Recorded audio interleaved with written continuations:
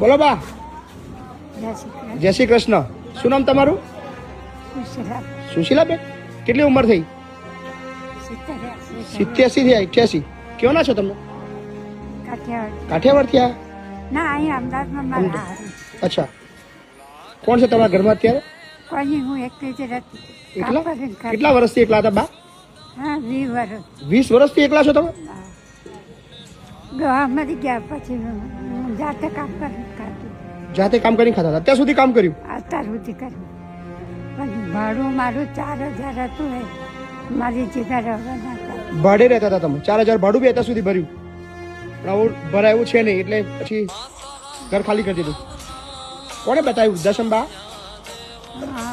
એક અમારે હું કામ કરતી હતી ને એમને જેના ઘરે કામ કરતા હતા એમને જ બતાવ્યું તમને? એ જ મૂકી ગયા હતા. અચ્છા, એ જ મૂકી ગયા તમને? ના ના, સરસ. સુશીલાબા ને શાંતિથી રહેજો અહીંયા આગળ. હા, ક્યાંય જવાનું નહીં. ના, હવે હું કરું? હવે આરામ કરવાનું, બરાબર ને? બહુ કામ કર્યું. 87 વર્ષ જિંદગી કરી નાખી. આખી જિંદગી કાઢી નાખી. કોઈ હગાવાલા કોઈ કશું મદદ જીવનમાં કરી જ નહીં તમને? ના, કોઈ નહીં. એક છોકરો છે પોતાનો, એ નહીં રાખતો. અચ્છા, તમારો છોકરો બી છે? હા. તો 20 વર્ષથી તોય તમે એકલા છો?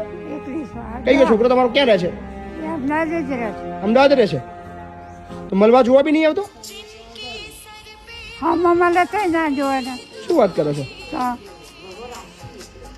20 વર્ષથી એકલા જ? એકલી જ રહું છું. લહાન મરી ગયા 20 વર્ષ. ના, મજૂરી કરીને ખાધું. ના ના બા, ચિંતા ના કરશો. હા, આરામથી રહો અહીંયા, બરાબર?